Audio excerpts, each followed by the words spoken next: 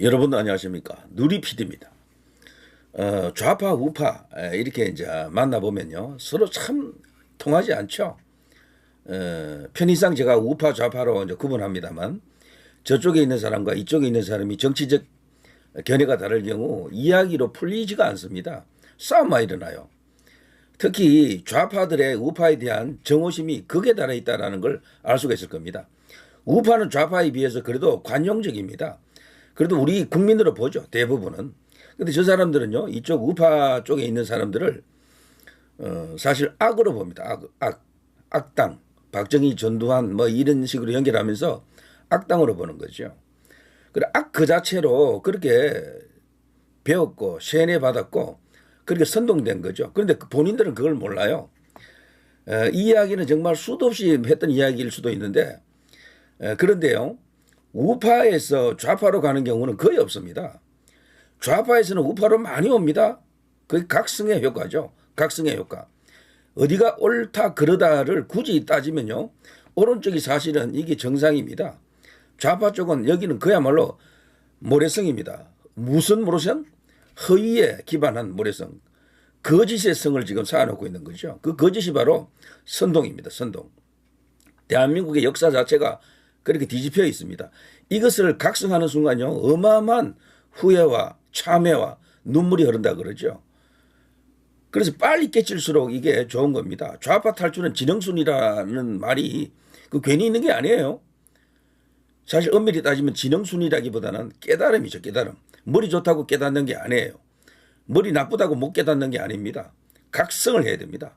아, 내가 그동안 속았구나를 깨닫는 순간 이제 보수로 혹은 우파로 오는 겁니다. 대한민국에서 우파 보수가 바로 진보입니다. 보통 보수라고 하는 것은요. 점진적 안정적 그런 스탠스를 말합니다. 안정 위에 뭐 발전 조금씩 이렇게 발전해 나가는 그런 것을 이제 보수라고 할 수 있겠죠. 근데 우리나라에서 진보로 불리는 세력은 진보가 아니에요. 그냥 과격이거나 오히려 어떤 면에서는 수구입니다. 그리고 정오의 세력이죠. 무엇에 대한 정오만 가득 갖고 있습니다. 절대로 세상을 경영할 수 있는 그런 기반이 못 됩니다. 자, 제가 서론 빼겠습니다. 목도 좋지 않고요. 제가 오늘 좋은 글 하나를 봤습니다. 죄송합니다. 정말 죄송합니다. 서울 만두라는 분인데요. 한평생 좌파로 살아왔다고 합니다. 이분의 참회록을 제가 하나 읽어드리겠습니다. 참회록입니다. 자, 생각해보면 좌파 중에서도 저는 악질 좌파였습니다. 행동하는 좌파이자 움직이는 좌파였습니다. 우파는 악이라 생각했습니다. 좌파는 선이라 생각했습니다. 정말 그렇게 생각했습니다. 학교에서 그렇게 배웠고 그렇게 들었습니다. 지금 보면 그렇게 쇠뇌된 것 같습니다. 계엄령 이후 내 머릿속에는 왜 대통령이 왜 그리고 생각해보고 하나하나 거진 2달 동안 생각하고 찾아봤습니다. 제가 틀렸고 쇠뇌된 건 저였습니다. 민주당은 우리나라 국민이 아닌 중국, 북한, 나아가서 본인들의 이익 집단이었습니다.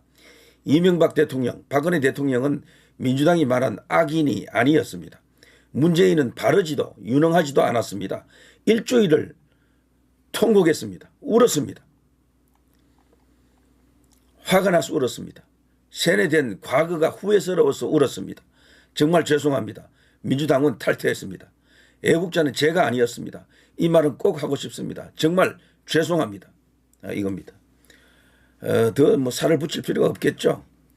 저도 지금 어떤 느낌이 옵니다. 뭉클하는 느낌이 옵니다. 이 우파에서 좌파로 가는 사람이 아주 없지는 않겠죠. 극히 드물고요. 좌파에서 우파로는 많이 옵니다.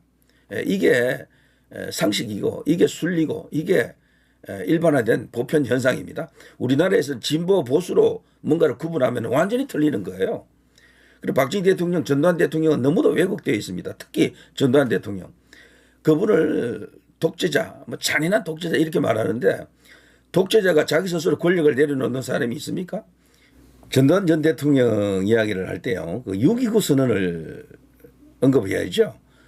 독재자 스스로 자기 권력을 내려놓은 거지 않습니까? 세계사에 그런 게 없어요. 그런 독재자가 없다니까요. 그래서 직선제의 문을 열었고 김대중도 결국 대통령이 되는 길이 나왔었죠. 6.29 선언 날 그때 김대중이 했던 말 기억납니다. 정말 신선함을 느낀다. 그런 말을 했었죠. 자, 그랬던 박정희 대통령, 전두환 대통령 이런 분들은요.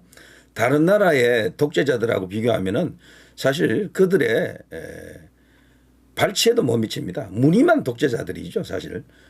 많은 업적을 남긴 그런 어떤 훌륭한 대통령들이다. 이렇게 보는 게 상식적 판단이어야 할 텐데 우리나라는 그렇지 않죠, 지금.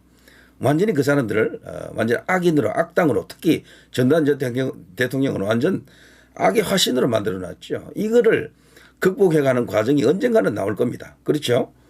그리고 그 시절 7년, 8년 동안 대한민국이 사실은 정점에 도달했습니다. 그때 성장 기반 완전히 구축했죠. 물론 박정희 대통령이 닦아놓은 그 기반 위에서 올라간 것입니다만 그분이 아직도 묘자리를 찾지 못하고 있습니다. 정말 엄청난 일이죠. 자, 이런 것들이 왜 그렇겠습니까? 너무도 지나친 세뇌 선동 때문에 그렇습니다. 세뇌 탈출. 백모가 이거 열심히 부르짖고 있었는데 글쎄요. 이거 세뇌 탈출이 바로 각성입니다. 알아서 탈출하는 게 아니에요. 깨달아야 됩니다. 깨달음과 아는 것은 다릅니다. 지식과 지혜는 다릅니다. 그렇죠? 자, 누리 PD 김준희였습니다.